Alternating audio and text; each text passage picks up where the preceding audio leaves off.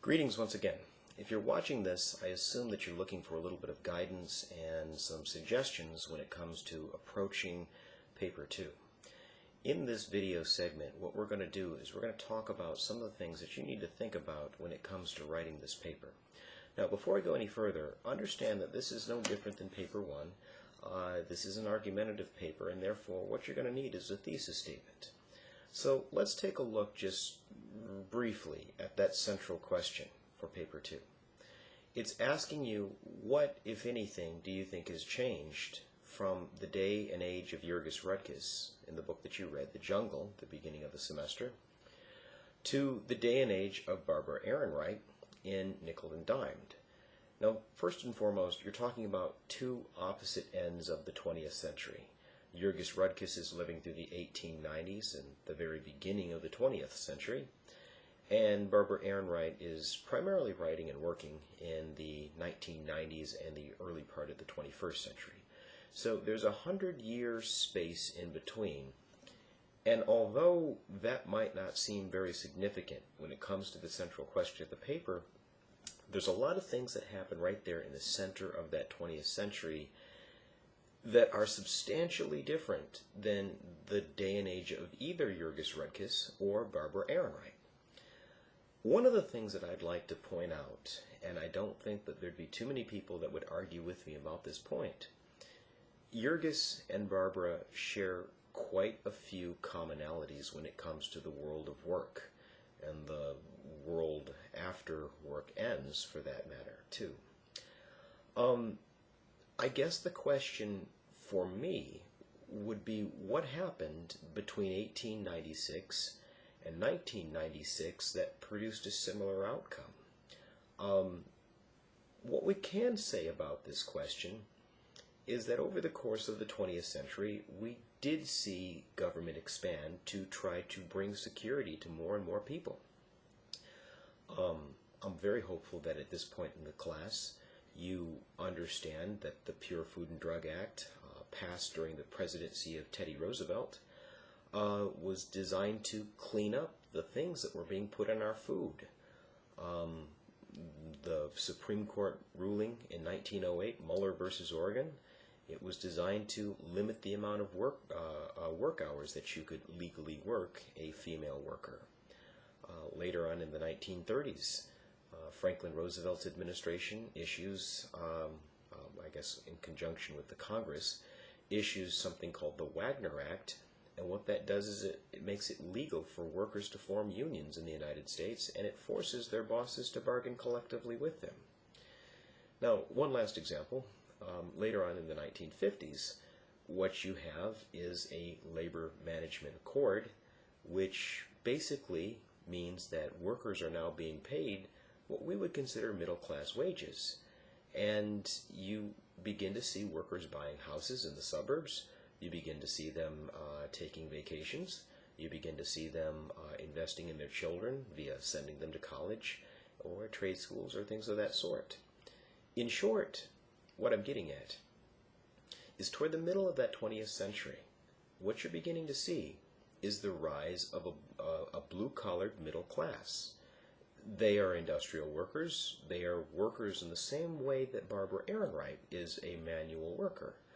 But they are increasingly living middle-class life and enjoy middle-class security. Now, you juxtapose that with the life and stories of Barbara Ehrenreich, and her life is anything but secure. And she freely admits that she would be of the upper crust. In other words, she's got it a lot easier than many of her cohort, of her co-workers, of the people that she sees in the places that she stays when it comes to housing. So once again, you really need to ask yourself, what is happening in the later part of the 20th century? Because here's what we've got going on. The day and age of Jurgis Rudkis demonstrated to many people, the federal government included, that something needed to change. And so over the course of the 20th century, life in America for working class continued to go up and up and up and up and up. And then, as far as I'm concerned, as a labor historian, I think it kind of plateaus in the 1950s and the 1960s. You do have a blue-collared middle class by that time period. And then what we begin to see in the middle of the 1970s is working class life in America begins to deteriorate.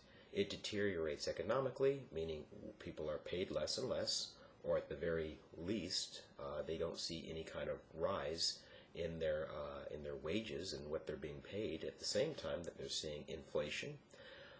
So there's that. Workers generally have less and less of a voice on the shop floor, and I would also argue in American politics.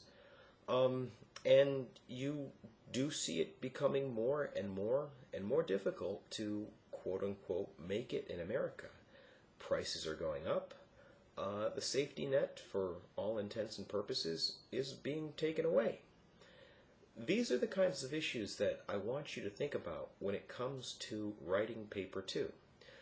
Now, again, you do have the task of trying to bundle this whole synopsis in a readable thesis statement, okay? So what we've just been talking about, roughly speaking, would be considered an introduction. That changes were made over the course of the early and middle part of the 20th century that made working class life in America easier. And then in the later part of the 20th century, things became more and more precarious for workers, and the question you need to address is why. So if I had to write this paper, the thesis statement that I might consider writing would be something to the effect of, toward the second half of the 20th century, you see American working class life backslide, economically, socially, politically. Now, the question becomes, why is the reason? What is the reason for that backslide? I'm ultimately going to leave this decision to you, but I want you to think about that as you go through this paper, as you go through your readings. What is the reason for the backslide? Hypothetically speaking, is the government backing away from regulating the economy? Is the government backing away from supporting workers' rights to organize or speak out or other things? Is the social safety net that was so instrumental when it comes to giving a hand up to people, is that social safety net expanding? Is it contracting, or is it staying the same? Lastly, what type of economy are we talking about here? I mean, to be fair, the economy had changed by the 1970s, and you didn't need as many manual laborers as you had even as late as the 1950s. So these are possible explanations that you may want to combine or may want to look at exclusively that very well could explain this backslide in American working class life, especially in the later part of the 20th century. Now, I've clipped several other segments to this folder, and what I'd like you to do now is check out a few of those clips. This will not only give you ideas with respect to answering the question of why the backslide, it'll also point out various issues, events, and individuals that are instrumental when it comes to answering that question.